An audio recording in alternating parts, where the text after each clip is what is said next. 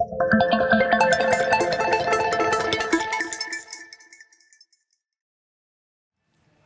right, Marc, let's have a good time, huh?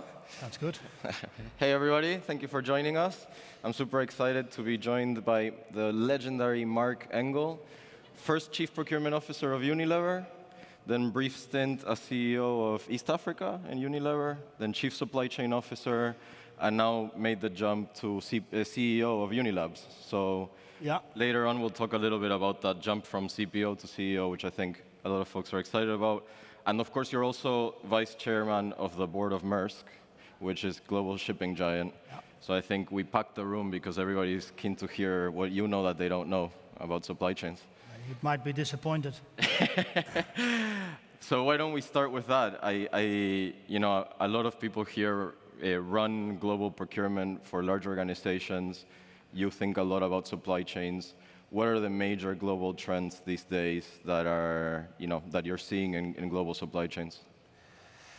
Yeah, look, I think it's, I know this conference is a lot about AI and productivity, efficiency, etc. But you can, of course, not sort of skip the fact that the macro trends or the macro disruptions, because they're not really trends, but and I'm sure many people talked about COVID, so let me not do that. But the fact that we have a number of wars going on, and that actually influence global trade enormously. So if you look today, every ship going from China to Europe has to go via Cape de Good Hope because they can't go through the Suez Canal. That's 11 days of sailing. It's an enormous cost to the global trade. It's an enormous drag on capacity. It's an enormous footprint increase. Many airlines are the same. If you fly to Singapore or China, you have 2 hours longer journey because they can't fly over certain territories because we're at war. And to be honest, when you're, for those of you who are in my age range, and we watched meetings between Reagan and Gorbachev in Iceland, you could not have predicted 2 years ago that the threat of a nuclear intervention is actually real again. And so there are a lot of, let's say, impact of the sort of the fact that we have several wars and a lot of instability. Then, of course, the second trend, which is also, it's more of a trend, is this race between the US and China around innovation, around digitization, and Europe, frankly, a bit lost in the middle. So they resort to over-regulation. That's what Europe is world champions of, whilst China and America are fighting it out around innovation and digital business.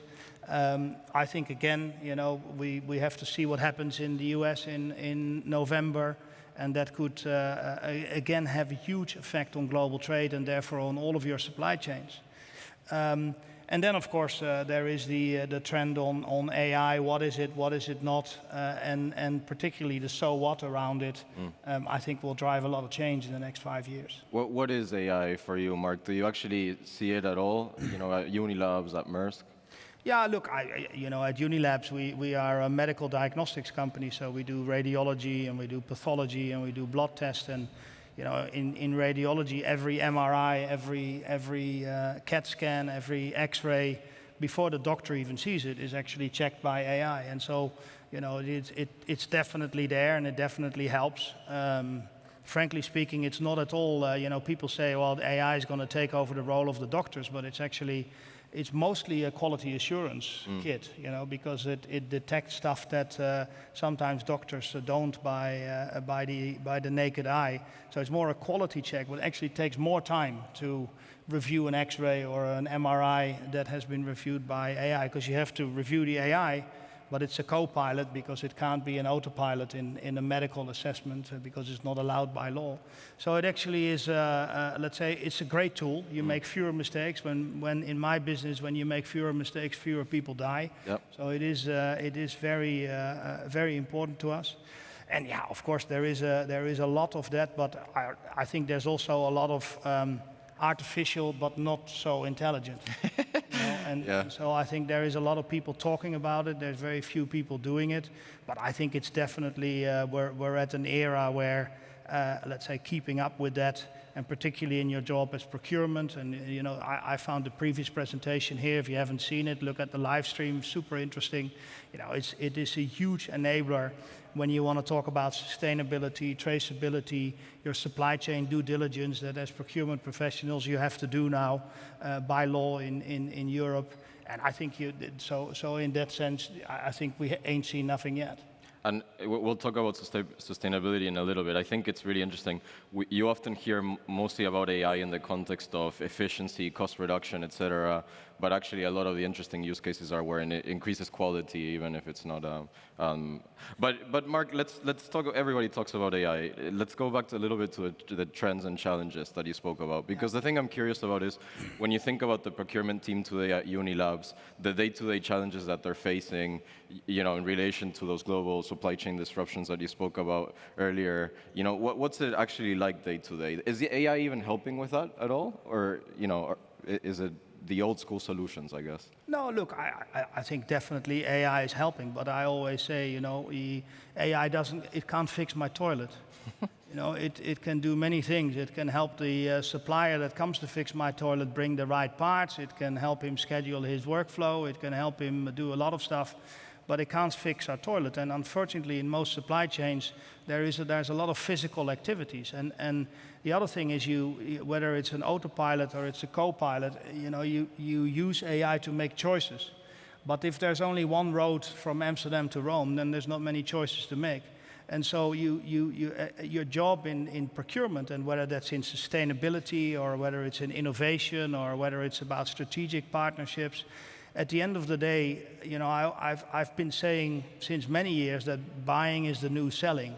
Because suppliers should not be grateful that they can do business with us. We should be grateful that we are the customer of choice of suppliers. If I look in both Maersk, but particularly also in Unilabs, all the innovation comes from suppliers. All the sustainability solutions have to come from suppliers because my scope 3 is more than 90%. You know that well. And so basically, if you're not the customer of choice, and if particularly in medical innovation, if they don't bring it to you, but they bring it to your competitor because they believe that they will do better things with it, then you're already behind. So I think there's a huge underestimation that buying is the new selling. In procurement, you are the guardians of things like bringing new innovation to the business, bringing sustainability solutions to the business, making sure you keep your company safe in the whole value chain, the ecosystem around due diligence and reputation and human rights and all these kind of things. And so I think there's never been a more exciting time to lead procurement because, it's not like 30 years ago where you would basically hit suppliers over the head with price and that was your job. And you had big lunches and all this kind of stuff. So in that sense, and I think that will continue.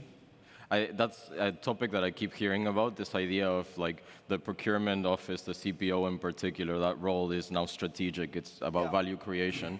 We were having an interesting conversation just outside you and I, Marc, about how you personally think about staying up on track with the latest trends and technologies. How do you think about it? You're a pretty busy guy, Marc. How do you stay on top of everything that's happening?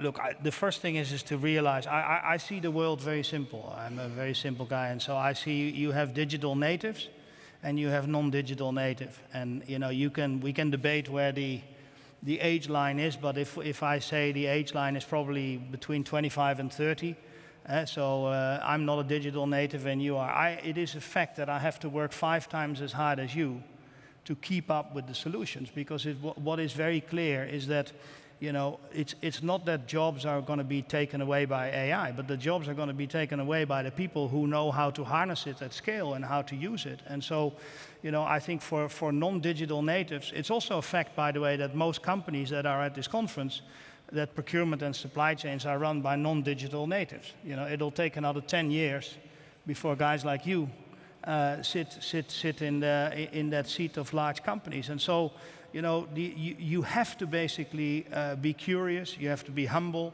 you have to look at reverse mentoring, you have to have a basic understanding on what it can do, but you also have to be very critical about the so what, because it's not the solution.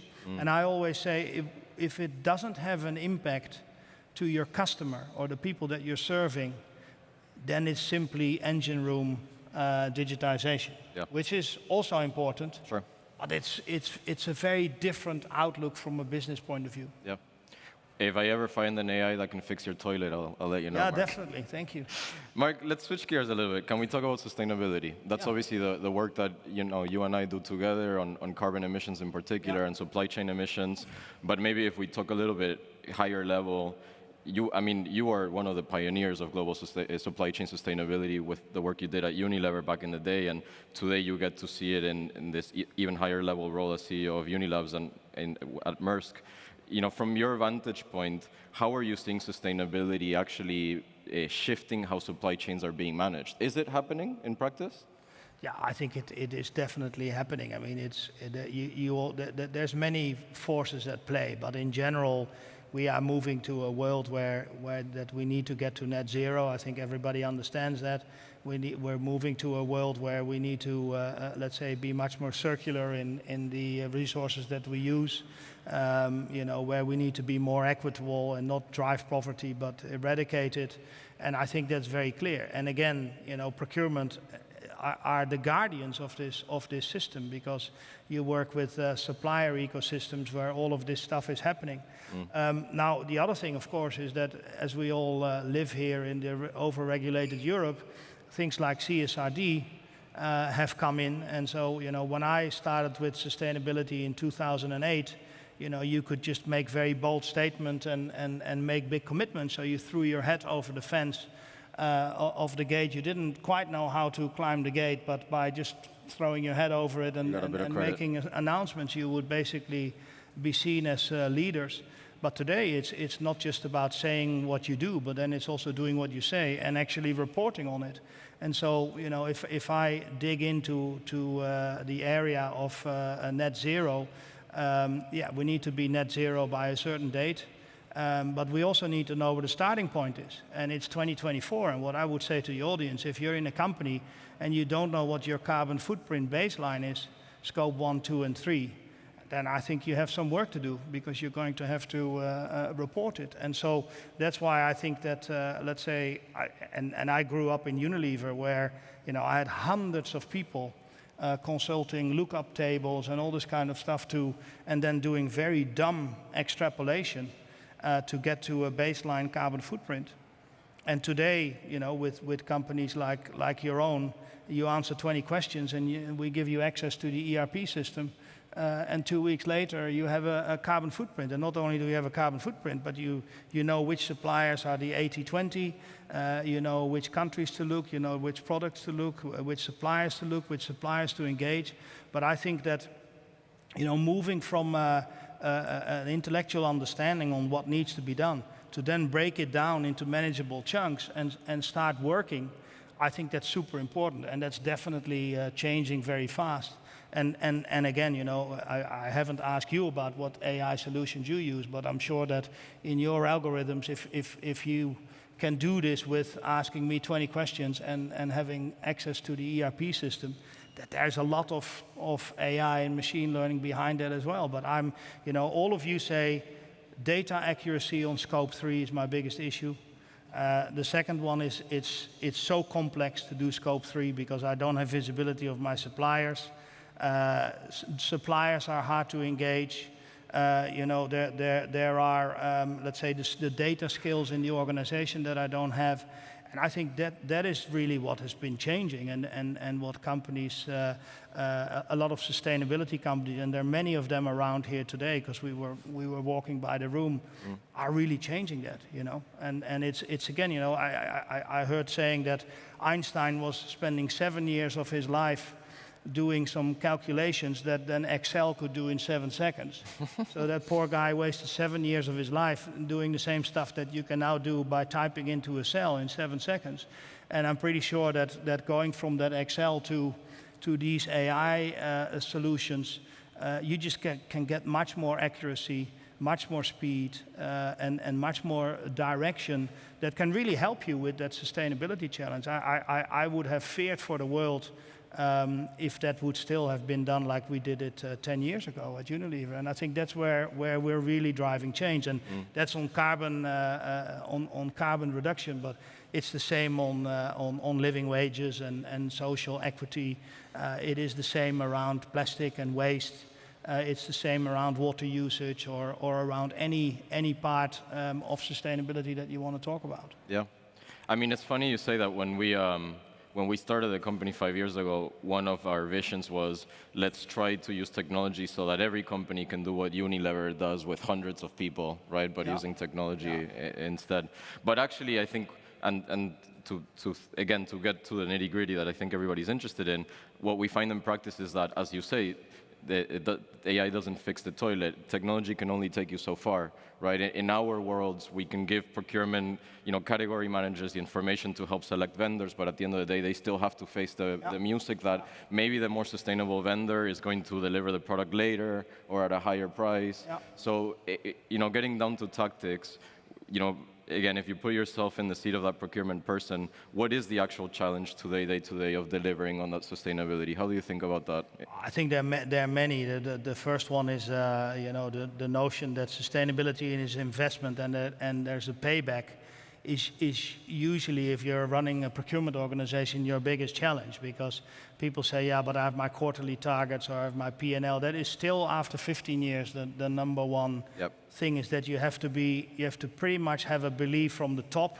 And I was very fortunate, I worked with Paul Polman, who was here yesterday, I understand, and he was super visionary, and that allowed me to do my job of being the guardian on how to get it done. Yeah. And if you don't have that, I think it's very, very difficult. So the day-to-day drags of cost and other priorities is one. I think there's still a big knowledge gap. We intellectually get the end goal and where we want to be, but an appreciation on where we are now and what are the manageable steps to do it, I think, is another one. Yeah. And the third one is, I think there is not enough knowledge on the technology companies and the technologies that exist to help you with this. I've spent a lot of my time on eradicating deforestation. And, again, in the Einstein example, probably I could have been a lot more efficient if I now have the technology, the geomapping technology and analysis technology, because you can almost live see what's going on. Yeah. Whereas we needed to send out auditors, on the ground. And this is not in the big cities. This is in Sumatra and in deep parts of the world. So I think the technology unlock is a huge enabler for that, and that I think will continue. And as a procurement professional, I think you need to be comfortable with all of that and to be curious about what is out there and which relationships do you need to build, whether that's taking an equity stake in a small startup or whether it's a partnership agreement or whatever. But I think there is a real competitive advantage of being connected to the right ecosystem, and they're usually not the large companies. They're usually the startups that you stumble across, like on these conferences. So walk the shop, I guess. Marc, with the 5 minutes or so that we have left, I think probably one of the most interesting questions is around your journey from first CPO, then Chief Sustainability Officer, to now CEO. Last night I was having an interesting conversation with a CPO of a very large global company, and they were thinking about, where do I go next? How do you think about that? Maybe tell us a little bit about your journey and how you would encourage some of the procurement leaders here to think about their own career. Look, I think at the end of the day, I think supply chain and procurement people are very well placed to run companies. I think we had that whole debate about the seat at the table 10 years ago, but because supply chain and procurement were a little bit like air. As long as it's there and you breathe it, you don't notice it much, but the minute that it stops being there, it gets very uncomfortable very quickly. And that has happened during the COVID. And so I think the seat at the table, I cannot believe that that's no longer a discussion. Yeah. But when I look at the profile of procurement and supply chain people, they're very resilient, and they know how to deal with disruption and all this kind of stuff. So there's a lot of agility. There's a lot of resilience. That's the first one. The second one is they're natural people leaders, because supply chains run on people and on assets. And so, you know, there's a great skill in getting the human centricity or the human capability to its best. They're usually very analytical people. So they understand how to break down problems and how to turn problems into solutions. And it's also a population that is very comfortable with the whole digital transformation. Yeah. And so I think from a skills base and from a competency base, it's a very natural thing. And yeah, you might be missing some functional skills, but you know, in most companies it's not rocket science. It's in Unilever we would be selling soups and soaps, and now we're doing hundreds of millions of blood tests or sending container ships around the world. So I think basically, you know, what would be my advice is just, you know, at the end of the day, you need to be at the right place at the right time. You know, be yourself. Make sure that people can see your authentic self all the time. That's, I think, very, very important in 2024 as in any leadership position. But when you run a company, it's particularly visible to everybody. So be comfortable with yourself, be yourself, you know, do stuff that you like, because you're unlikely to be successful if you don't like your job. You know, time is too short, you only have one life. You don't like your job, get another one. And basically do what you enjoy, do what you like, you know, focus on getting stuff done. And I think, you know, the end-to-endness of supply chain, so knowing, let's say we at Unilever, we used to call that fork to farm, or fork to plate, or farm to plate, or, and this whole notion of end-to-end, and not a slice, but what is the end-to-end impact of decisions that you take. Yeah. So I think it's a very natural place, and you see it more and more, to be honest. I think since 2020, you see it a lot. Also, private equities are understanding that that's the case. So yeah, lots of opportunities, I would say. Marc, can I put you on the spot? Something that we haven't prepped for? Sure. Get our marketing teams a little bit nervous. What was one thing that when you made the jump to CEO you found challenging, that you really needed to work on? Well, you know, the thing is, I've worked for 30 years in finance and supply chain, and so, you know, when you, in Unilabs, it's different things. In Unilabs, I have 1,800 doctors in the company, and it's not easy to manage a doctor, particularly when you're not a doctor yourself.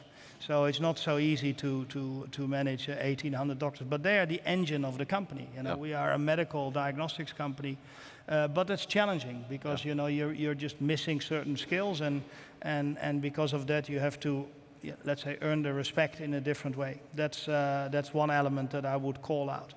The second thing is, you know, there are always. I'm sure the operations people in Unilabs find that I sit a little bit closer to them than others, because that's my comfort zone. And I think one of the biggest challenges is when you go from a function specific to a generic, is to make sure that you don't overburden your comfort zone or the people in your comfort zone areas. And the other thing is that you have enough humility that you also understand when you don't know, and you know how to ask for help and who to engage with. For instance, if you talk about marketing, that is not my expertise, is that you also recognize that and have enough humility to make sure that you can ask for help. Yeah, I think that's great advice for everybody in the room. Thank you.